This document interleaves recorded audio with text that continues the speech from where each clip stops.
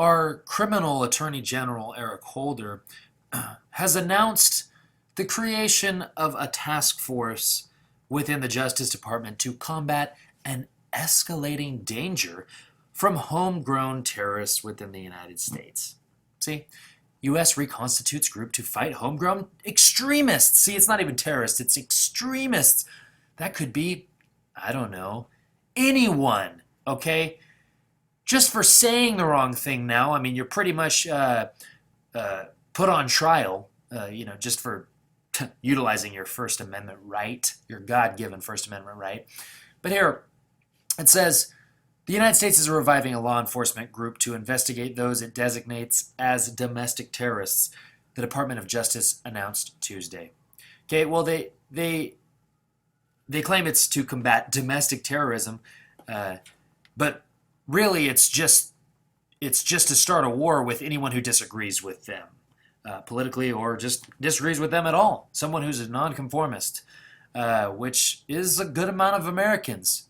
So don't be fooled by them saying it's for homegrown terrorists, because right here it's saying extremists. See, they're just going to keep saying extremists till we get used to the word, and then we'll accept it. An extremist is just someone, that could be anyone, a Christian, someone who believes in Jesus Christ, or someone who doesn't believe, or someone who believes in anarchy, or someone who just doesn't believe that Obamacare should be the law.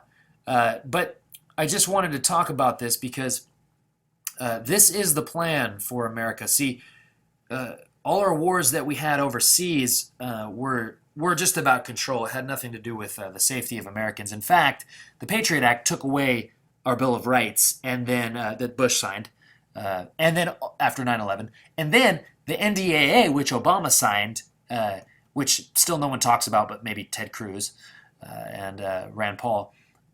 Those take away all our rights. So for people who think that it's to combat terrorism, the war on terror is a fraud, and that's why it's going to be real easy for them to convince you that this is okay.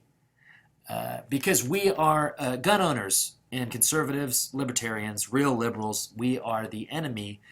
And Eric Holder, in the 1990s, there's a clip of Eric Holder, our criminal attorney general, the highest law enforcement official in the United States, there's a clip of him saying that he literally says we need to brainwash the public into thinking about guns in a vastly different way, into believing that gun control works, and basically to convince the American people and brainwash them into being okay with us abolishing the Second Amendment.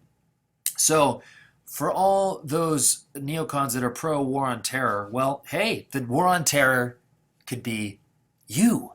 You could be the terrorist, says Eric Holder.